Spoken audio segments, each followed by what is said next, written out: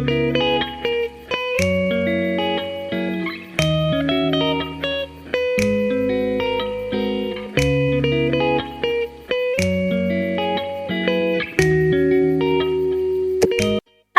beautiful people. My name is Jane. You're welcome to my podcast today. And today is just the official podcast session. The other ones were introduction to this podcast session. Today is the 1st of March, and you're welcome to Talk with JB. I'm here with his excellency, Ets Halidaddy. Okay, I'm going to give him that space to introduce himself. Hello. Hello, everyone. Hello, Jane. Hi. Very happy to be part of your podcast. Thanks for joining. Today, it's a very good day, the 1st of March, and I hope everybody is enjoying the 2023 season. Thank you for actually hosting me here, and I'm sure we're all going to have a good time talking business and mindset. Amazing. I'm very positive about that also. Okay, so quickly, I think I'm gonna just go into the whole session because I just want it to be maximum of like maybe 40 or 50 minutes maximum, but it depends on now how the flow is. So before we go to the topic, can you tell us more about your business? Like a little story behind your business. Yeah, like I said in the intro, maybe for those who watched the intro, but I'm going to say it again. Yeah, I've been in China for like 7 years now. I came to China like primarily like to study, and like many other Africans, to hustle. So when I arrived, I was in school, and one of the things when I was coming to Africa, when I was coming from Africa to China, I knew China as a place like a technology hub where things were so cheap and available. So when I got to school, I had the business mindset of always trying to buy things from here and send back home. But then when I came here, I didn't bring a nice phone when I was coming to China. So I actually had a very bad phone because I knew when I get into China, I would find a very good phone at a very cheap price. But when I got to school, I went to the shops around and I saw that the phones were even far more expensive than in Africa. I was like, really? Even the electronics, everything was so expensive. So I said, but why is it that this thing is instead more expensive here? So I had to make friends with some Chinese people who were living around our city. And then I asked them, and from there, they told me that actually every business or every factory here, it has its location, and that electronics were generally not around where we were, generally not made around the northern part of China. They were more in the southern zones. So I had to actually book a business trip with one of the Chinese people to go and show me maybe some of those things. And when I went there, I actually discovered that electronics were far more cheaper in some places. So I bought this for myself. And when I came back, a lot of friends were like, wow, so you could find electronics at these prices. And they wanted me to get them also, those electronics from those sources. And I bought them and gave them. And after I started just going viral, you understand, and a lot of people started contacting me to buy phones for them. And that's how I just grabbed the opportunity and turned it into a business and started scaling it. So that's just how 7 years ago I started it, and virtually today it's become part of my lifestyle and expanding. Wow. Okay, it's more like you bringing up your business from what was one of your problems. Yeah. And that's exactly what after scaling, I've also learned that, and reading from books, I also learned that a business basically starts from problems. Exactly. Yes, solving a problem. Makes sense. Okay. That brings me to the first question on our list, because you guys, I had to make a list, and so we could just table this whole thing. It should be more like a conversation, I know, but it definitely should have some focus. So it brings me to the online business in China life. Like, what do you have to say about that? And how did you take your business from being your problem to solving others' problem and then putting it out there online. What was the story behind that? Yeah, actually, it's really quite fascinating the way everything was happening. And like we always say, in business, one of the best things you should always know is looking at the problems you have and the problems others have. Online business is actually something that is so dominant in the 21st century, as you can also see. A lot of people, and I think it's providing a very level field for everybody. Like online business, before people could actually need maybe factories, they need so much money to build up machinery and own factories before they could have business, and it was holding a lot of us Africans back. But now with just your phone and an internet, you can own somebody's factory sitting somewhere in China. You just advertise your products, and if people are buying, you can scale it. You can reach out to as many people as possible. And I think it's a very good leveling ground for us Africans to embrace and really take advantage of this, because it's a growing sector.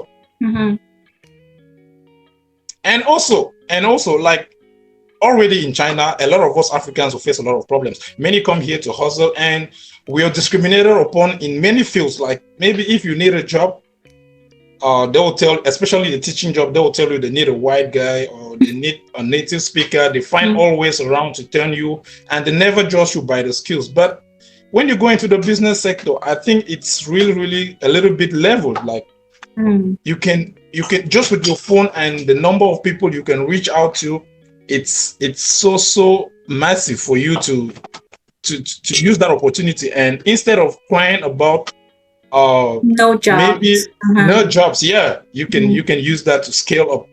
True. So that okay. So like you've been doing online business for a while. Like how many years has that been? Yeah, like 7 years. I've been doing it for 7 years. Wow. Virtually from the first year I got into China, I just started doing it.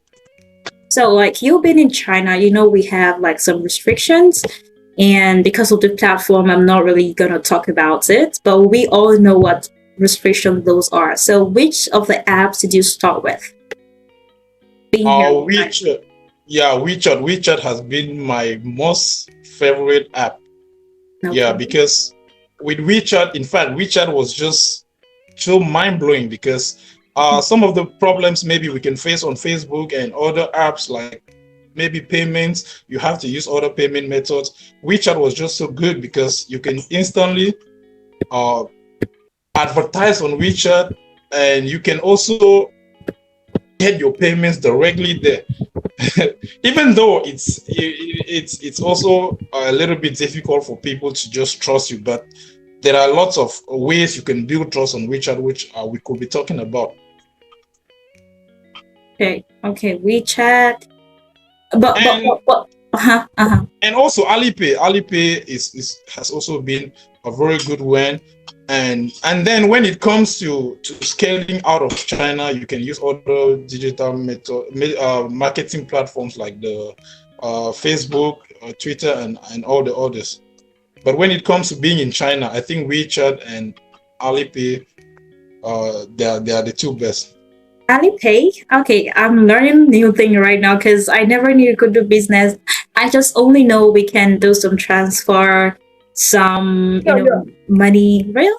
I think I'm calling Alipay here just like it helps you to do transactions faster for your business. But when it comes to the advertisement and many others, yeah, WeChat is the key. Wow. Okay, thank you. So tell me, like to you, what are the challenges you can say that, I have faced these challenges and it's almost led to me stopping my business. What's your top challenge? Yeah, like any other business, one of the most difficult things, in fact, one of the most stumbling blocks is when people come across challenges, and I think that's where many businesses always fail. Yeah, when you always start, it always looks so rosy, but at some points, it's when I started, one of the most difficult things was like gaining trust. You know, when I started like selling to friends who knew me, yeah, it was quite cool. But when I decided to like get a business name, get a business card, and all that, and started looking for business groups, because what happened is I started looking for people in group chats and asking them if they could add me to other group chats, and then I came across a certain lady who was selling groups. So she told me, if you give me 100 yuan, I'll add you in 50 groups and all that. So I was buying groups from her. She actually was adding me in many groups. But when you start distributing flyers in those groups and people never know you, and from maybe some past experiences, they'll just be like, "Oh, people who do this are scammers. Scammers. Oh my If you god. buy a phone, if you yeah, Uh-huh. if you buy a phone from him, it's gonna scam your money. You just scam my money the other day." And so it's very, very difficult to build trust. And then also one of the challenges also is like when you go out to seek when I went out to take to get the contacts of people who could actually they supply me the products. You know, Chinese people, some of them are very dishonest. I won't lie to you about this. Okay. They're very dishonest, yeah. So Mhm. sometimes they will tell you the phone is like this, or they'll tell you a product is like this. And then later, when somebody purchases and then you give them the address to send to the person, they can actually they can sometimes send something that is not the quality. Oh my So god. when after some time, so many clients came back trying to complain and complain, and it was really, really like difficult. I was like, this is not what I was signing in for. It's getting really messy. So, and with that, I came to learn that no, I had to start moving from just sitting in any city and trying to do that, and go closer to where my business is, or where I could easily get those suppliers. And from then, when I want to send a product to a client, I have two things. I have a team of people who actually check it through to make sure it's conforming with the quality the client is asking for, and also I also do some of the personal checks myself. So it has gone a long way to reduce that part of the of problem which the clients, I mean the suppliers always cause for me. Oh, for So you. that was a very tough one to breach. Wow. Wow. So were you able to get those, maybe those customers that were disappointed? Were you able to explain to them, and what was the reaction after all those things? I mean, that must be so Yeah, difficult for you. yeah. The worst one were the first customers, like Oh my god. somebody just buying for the first time, and when they unbox it and they find that the quality is not, like, they just start screaming. Some of them will just scream at you, and you're like, shit, this.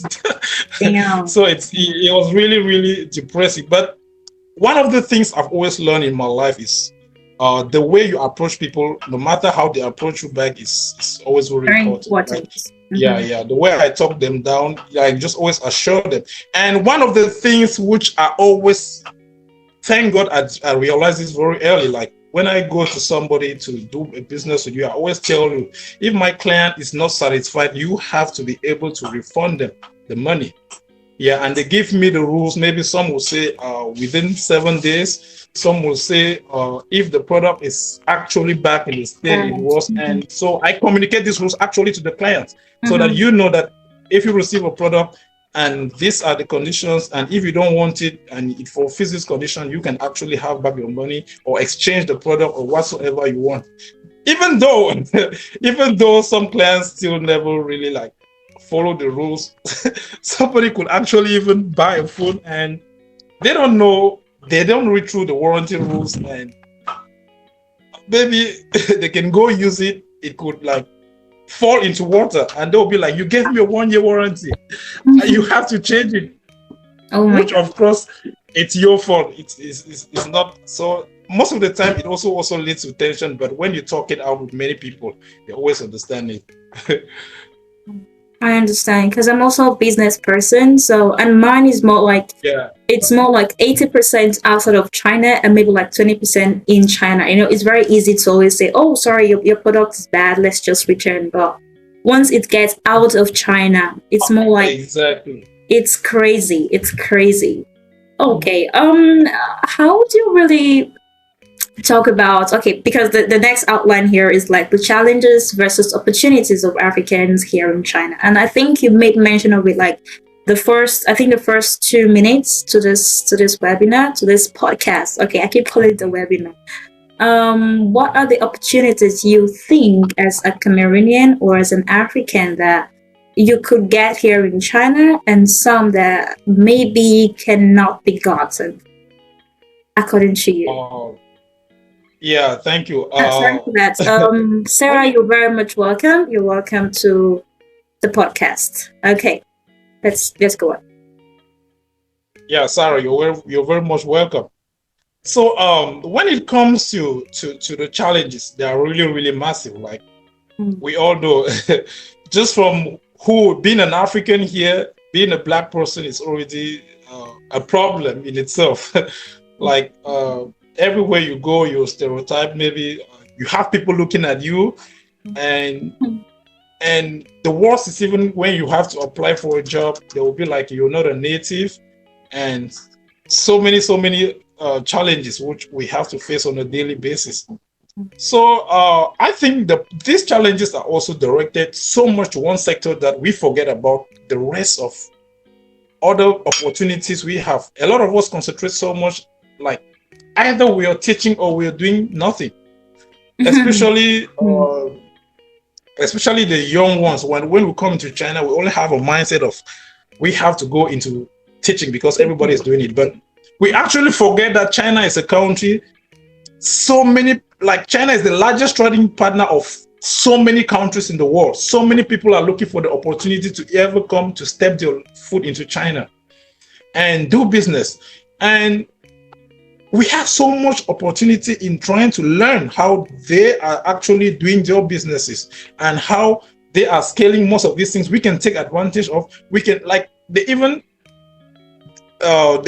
sell even the machinery, which a lot of people can buy and scale back a lot of businesses back home. But most of the time, so many people have only seen China as where they can get some immediate cash through teaching and hoping. So like you even meet some Africans here who are hoping that one day the Chinese people can actually give us a green card so that we can stay here, which is not something.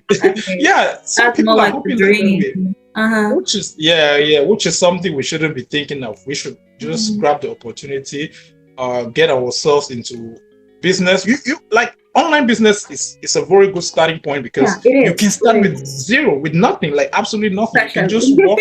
You can just search any factory around. You go there. You look at the products. You get a business deal with them. You tell them, I'll be advertising your products, and when I get customers, you will do this. As simple as that. And from there, once you start scaling up, you can start expanding and even thinking of manufacturing things by yourself. So those are the opportunities we really, really have here, what we should be thinking about. Wow. Okay, I am a victim.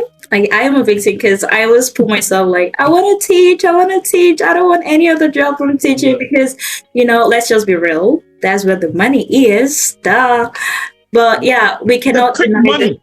The quick money. Let's put it that way. Exactly. Yeah, the quick money.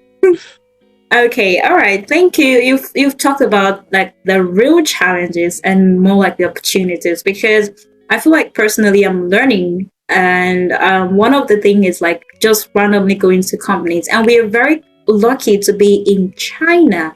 I mean, China is more like the foot. How do I put it? The foot of the world when it comes to business. Yeah, like the factory of the world. Yeah, exactly. And you can get more like any grade you want from here in China. I mean, people from America, from the European countries, they're all coming to China, looking forward to working with Chinese people. So we've been here, it's more like a plus. So yeah, I really understand you.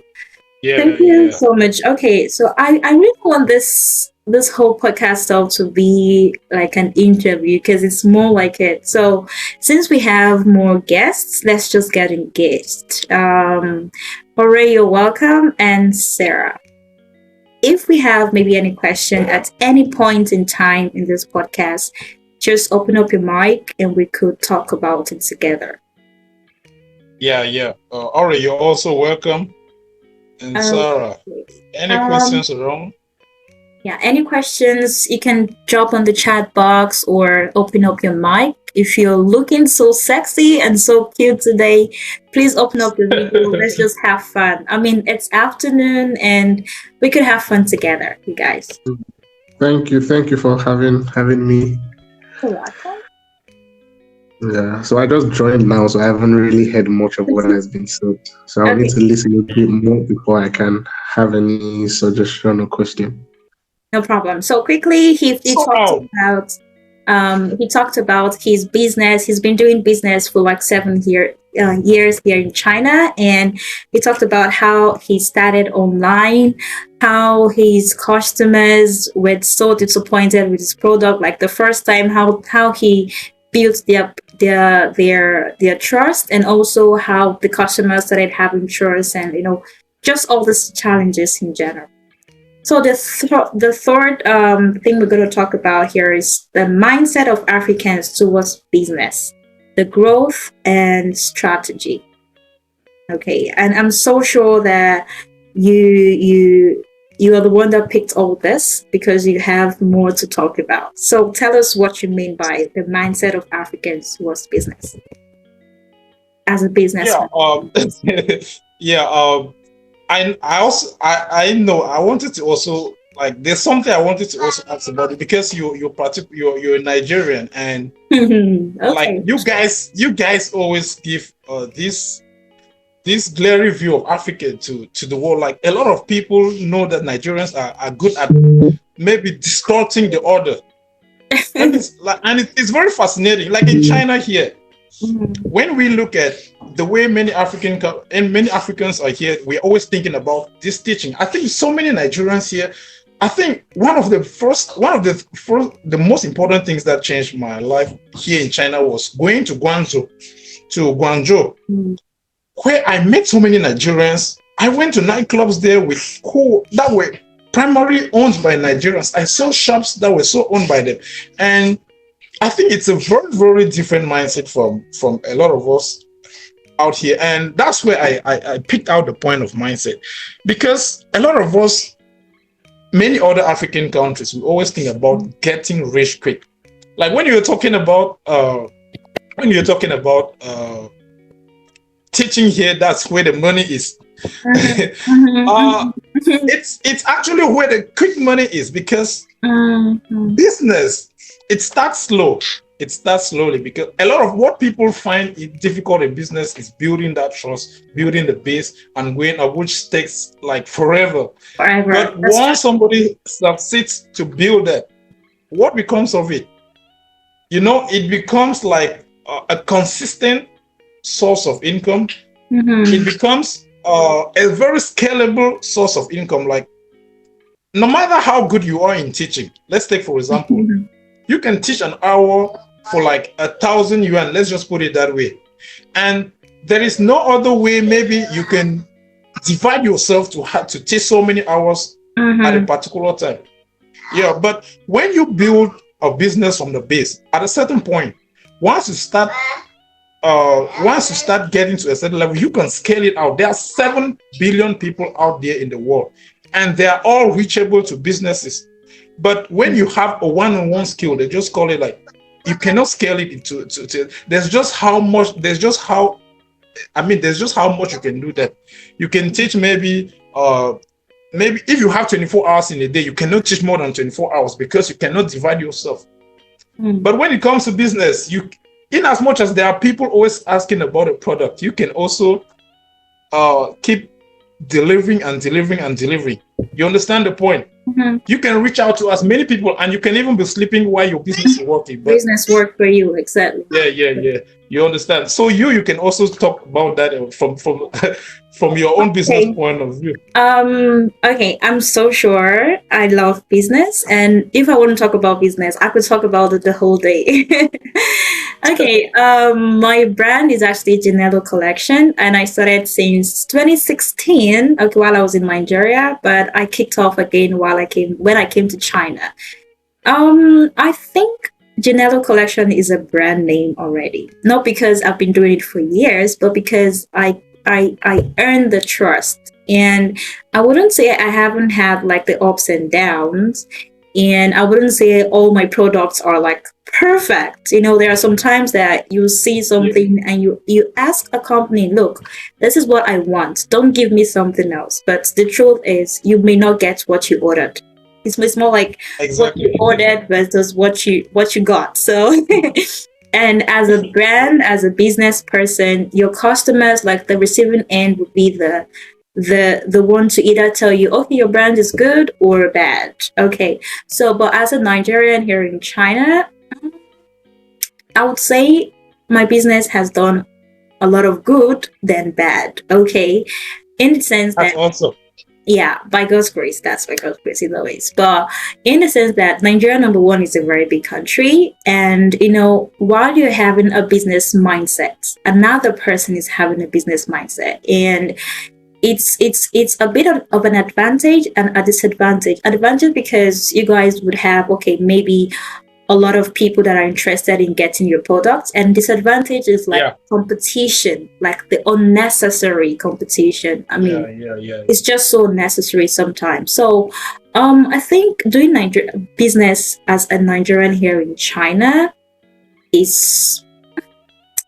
I think it's a very good thing, and you don't really have to be in Guangzhou. That's the truth. But we know that definitely makes it easier. Okay, so that's why maybe when you go to Guangzhou, you see a lot of Nigerians, because I think about 60% of people in Nigeria, especially the Igbo tribe and some of the Yoruba tribes, we are into the business, okay, fully, because we invest, we trade. Like, we don't do this white collar jobs. We are into business the most. So I've also learned that.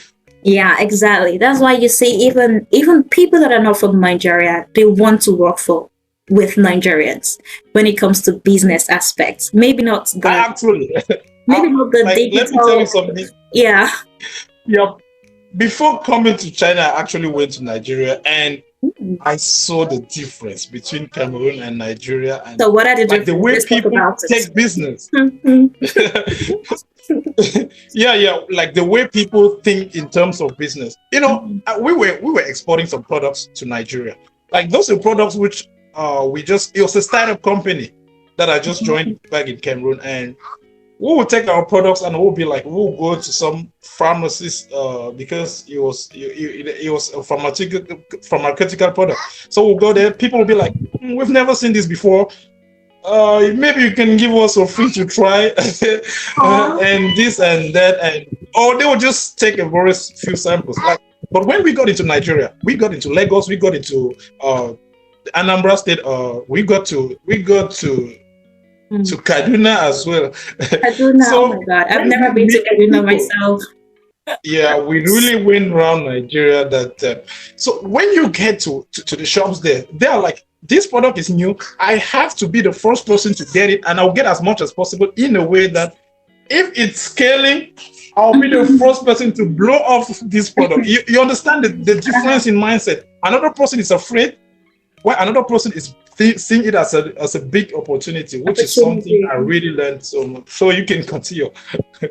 Okay, like I said, no matter where you're from, although I would like to say something that may not be in favor of us, the Nigerians, is that people always see us as like the fraudsters of the world. if there's a word like that, but it's actually not same. I always say Nigerians are smart. Okay, we are just smart. But if you're lucky to meet the smartest people, or rather the smart people on the negative aspect, then I mean that's very unlucky. But being a Nigerian, I would say in the business aspect and in some aspects is really favorable, because the mindset, I don't know how we got to grow up with that. Maybe because of the environment, because environments always have an impact on someone.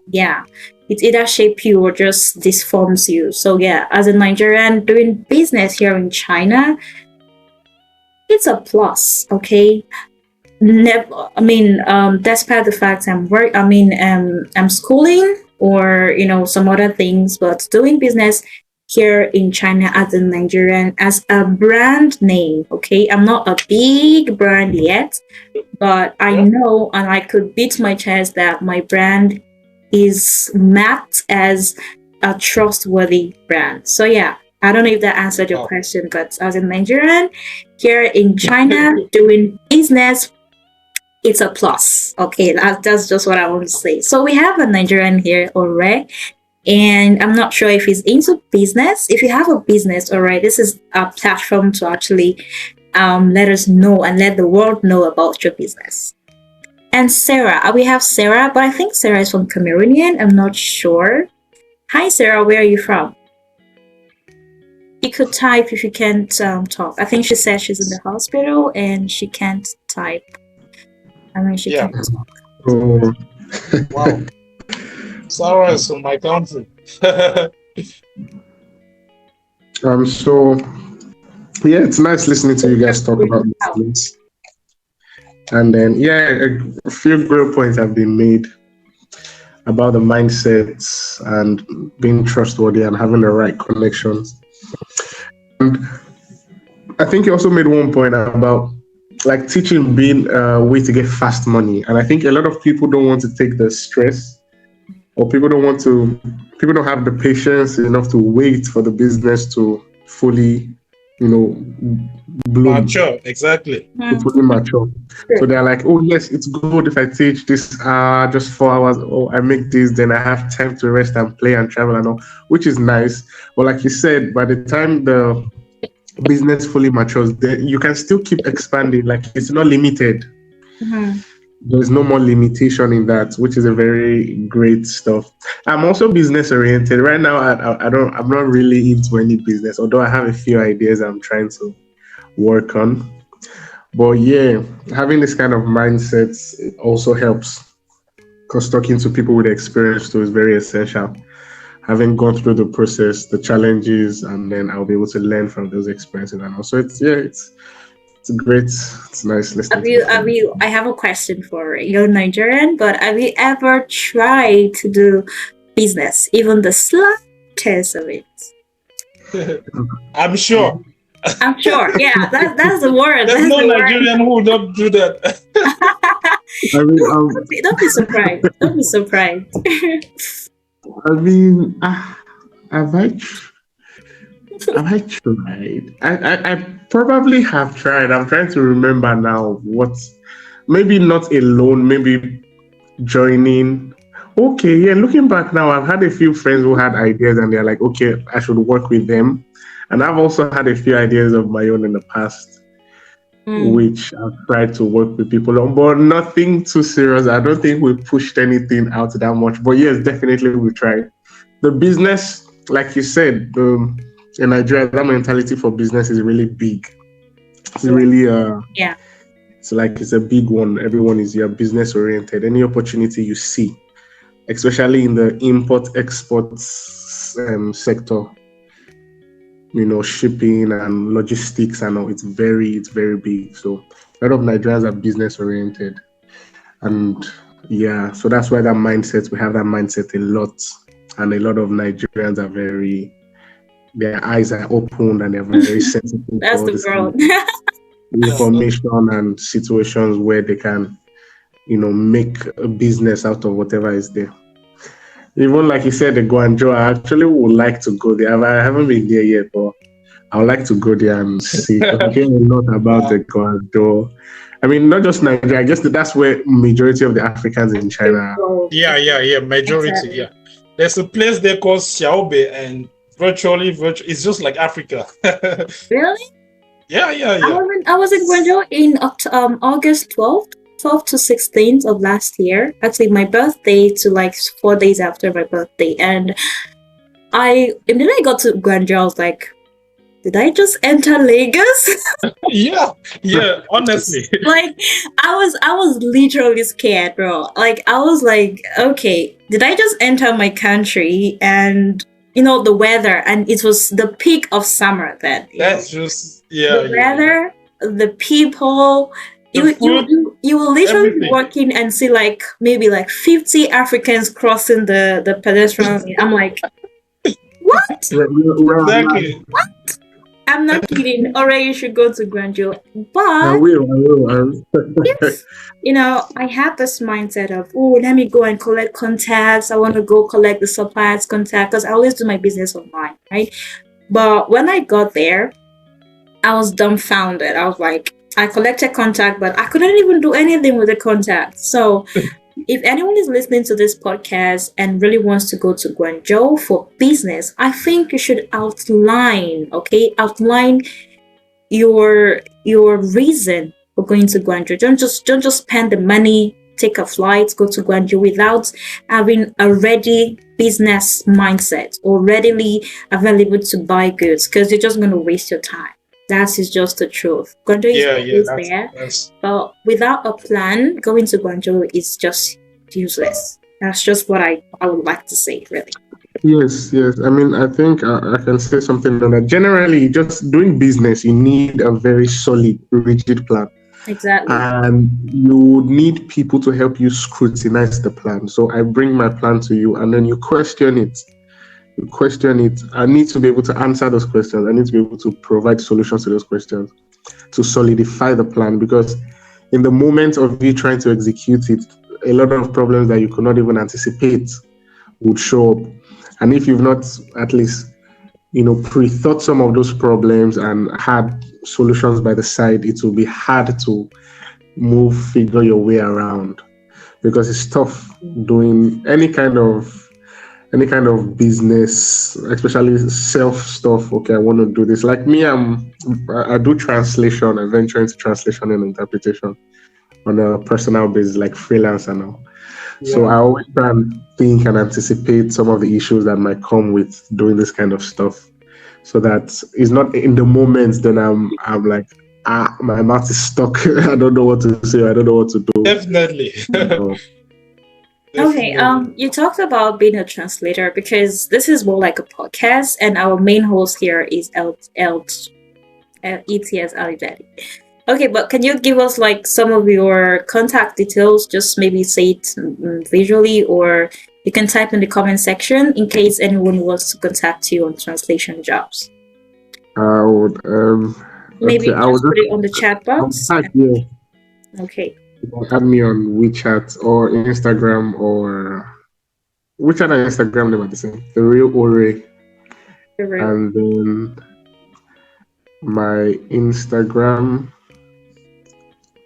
Sorry, my email. I'll also add my email. Okay, no problem. All right, thank you so much. That was. I mean, I think business is a real topic. No one I got so long. So you talked about the next point here, which is the limiting beliefs that hold us back. Okay, this is a follow-up question.